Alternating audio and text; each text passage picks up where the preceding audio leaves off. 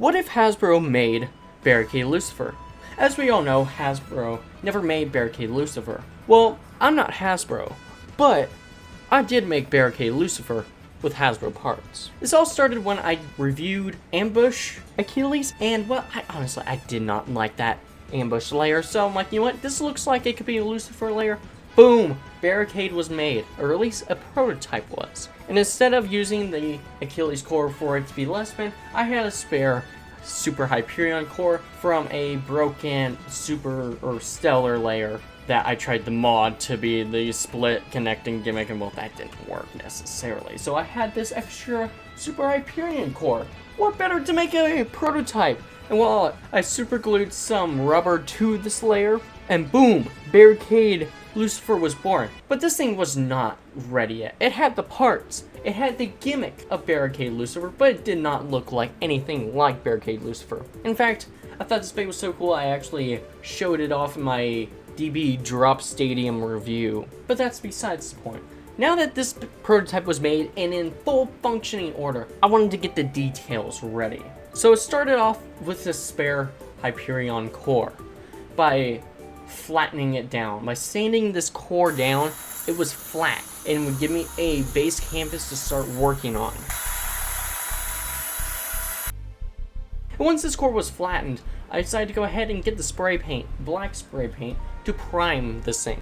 This core had to be primed, and so once it was primed, it'd be easy to paint, alright? Because I've tried painting bays without priming them, such as my Royal Brave Valkyrie that I made in the past, and that took a bunch of paint because it was not primed to be painted. While the spray paint was drying outside, I decided to go back inside and load this thing up with metal.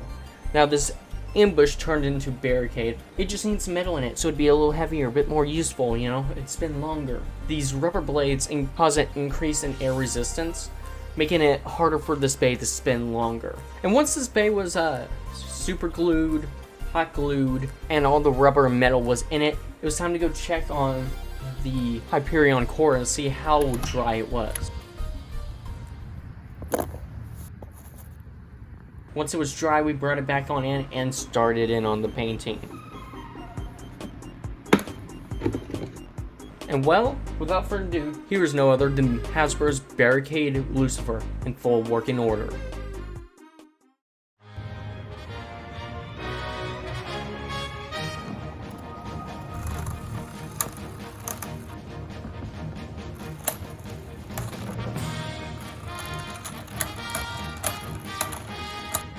Now this layer with the core comes in at 17 grams, a lot heavier than what it would have in general. Now a special gimmick that I thought it would be great to have is no other than the layer being dual spin. Lucifer's always been a right spin core, and that's how we're keeping the Lucifer chip, is in right spin. However, I thought because of how Hasbro is doing their DB stuff, like Astro became primary left spin, Achilles became primary left spin.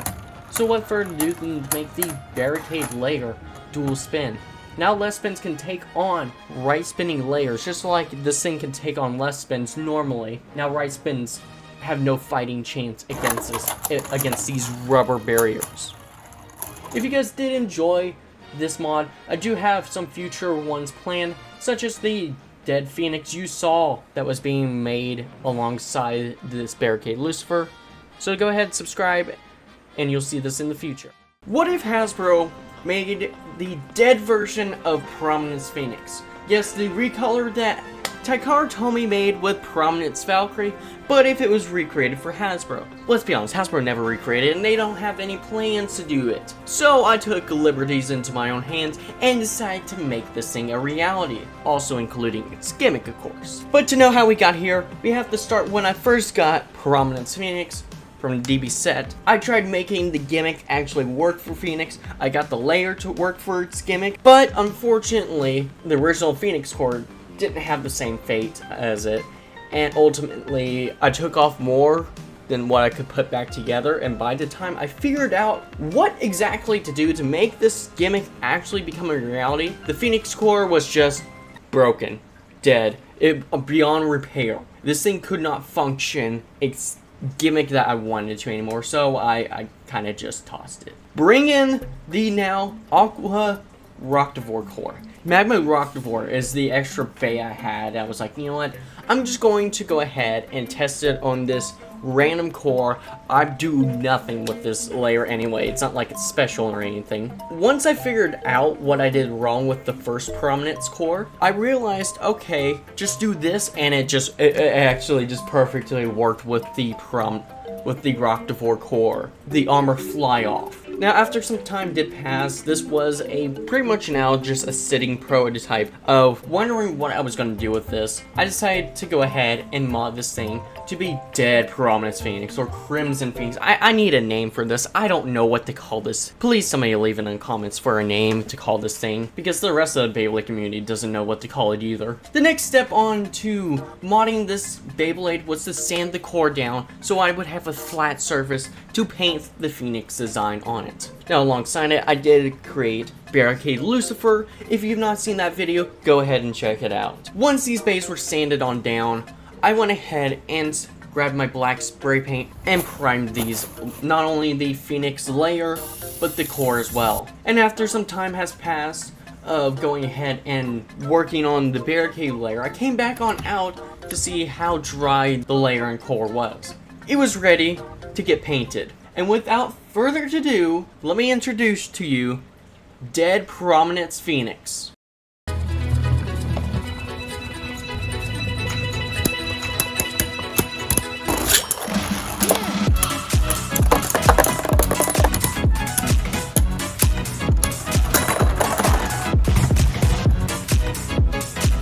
Without going into too much detail about the gimmick, that's saved for a different video, go check it out. Dead Prominence Phoenix actually has a better locking mechanic than Prominence Phoenix when it comes to the armor being able to pop off. The reason of this is the black spray paint that was painted on, just giving it a tighter clip on. And when compared to Prominence, it actually has the center hot glued on and making it heavier than what Prominence would have been. To be exact, with how heavy this bay now weighs, it is around 16 grams, while the original Prominence Phoenix is only 13 grams. Now, just to compare the layer and armor by itself, it is 12 grams while the original is only 10. Overall, this bay is pretty solid and I'm happy with its recolor. And so if you want to see more modded Beyblades for DB, go ahead and check out the Barriadce Lucifer mod I made. I'll catch you guys in the future with some more Beyblade mods. I created Lucilid's channel Beyblade, aka Dullahan. Yes, Dullahan is a Hasbro exclusive. However, Lucilid has over time taken this bay and transformed it into his own channel bay of his own that he uses, and he's very proud of it. It's a very destructive bay, let's just say that. And the bay that we're making today is no other than Daylus Dullahan, which is aka the DB Dullahan version. Now, I don't have a 3D printer like Lucilid, and because of that, I have to work with Hasbro layers. Now, I had recently got a spare Rocktivore layer and was going to turn this into Dullahan. And of course, with the permission of Lucilid, I went straight into it. Now, right next to Dullahan, I was making my own custom Beyblade, Thunder Striker, my channel Beyblade. Now, just like in the Lego version where Thunder Striker has a rival, aka Quaza, IRL, Thunder Striker has its own rival, which is no other than Dullahan. And with now having the spare parts to create Dullahan, I went straight into forming this thing, starting with sanding down the chip. A very common procedure for creating any custom Beyblades. Next was something new I had to do, which was create the layer shape from Rocktivore. And once these new molded shapes were created by sanding them down, I wanted to compare both the original layer and now the new sanded and modified layer to see how much of a difference there was. From there, I pulled out my black spray paint and started priming these bays so they could have a base color and be easier to paint overall. And while letting these dry from the primer, I went ahead and started in on some other paintings, including a custom 2 armor that was a painted navy blue. Now, this was not originally part of the Dullahan Beyblade, but I thought it would look great with it. And once these bays were done drying from the primer, it was time to start painting these bays correctly to their correct color schemes. And without further ado, let me introduce Hasbro's DB Daylus Dullahan.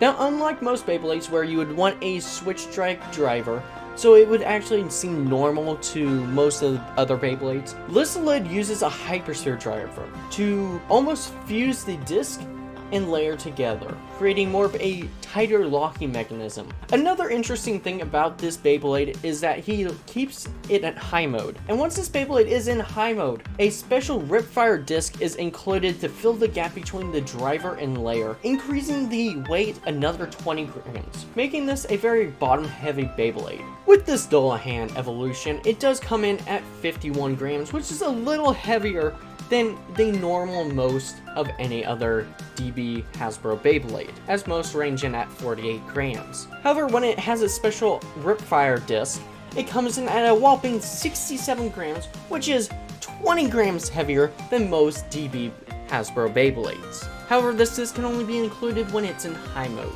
But the unfortunate thing for this Beyblade is that it comes in at the exact same weight as any other Hasbro Beyblade for the layer, which is a whopping 12 grams. Now, what makes this Beyblade very impactful from his original 3D printed design is the recoil that this Bey is able to give.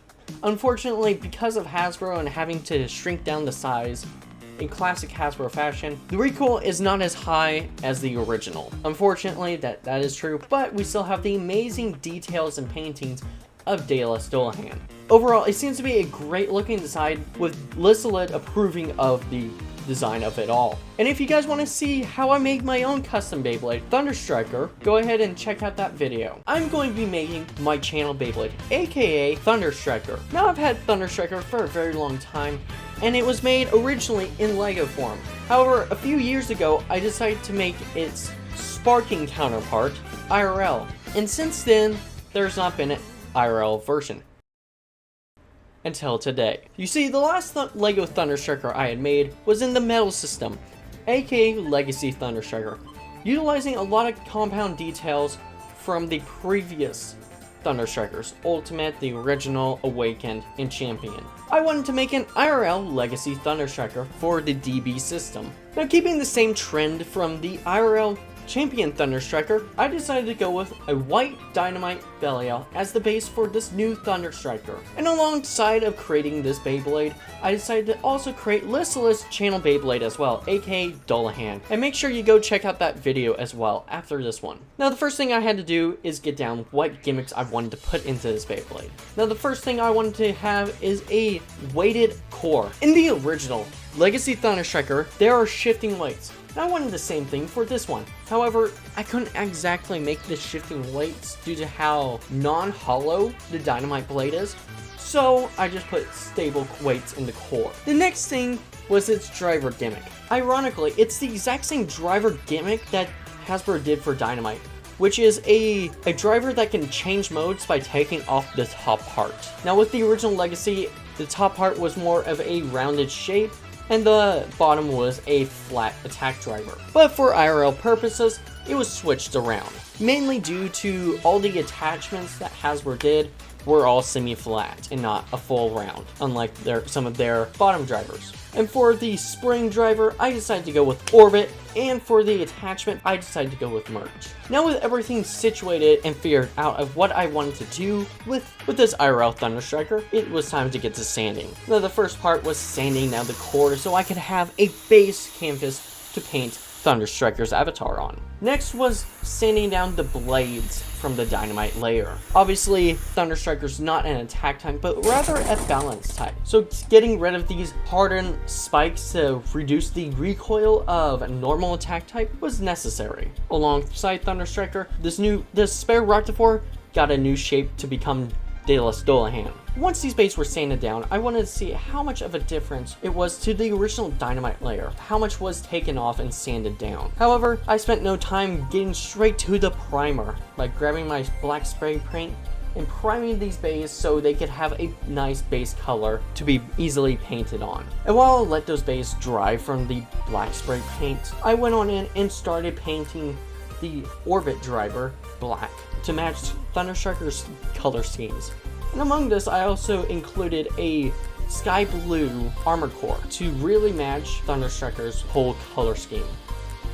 And now with these bays being dry from the primer, it was now time to start in on the painting process for the layer and core. And well, introducing the IRL version, Legacy Thunderstriker.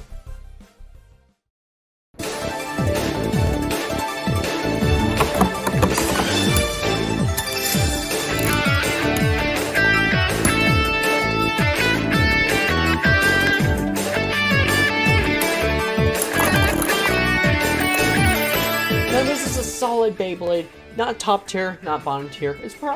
A range is around A tier, with a nice mobility to change between a super flat driver and a solid defense driver, changing how this bay battles completely, from tanking hits to straight out bursting and sending the bays into a pocket. This Beyblade layer comes in at 14 grams, which is not too much heavier than a standard Hasbro layer that weighs around 12 grams. Overall, this Beyblade is very tactical of how you want to position its battles, similar to, say, Spryzen, but as my own Beyblade. And I'm excited to see how this takes on Dullahan's, aka Listless channel Beyblade. And if you've not seen that modded review, go ahead and check it out.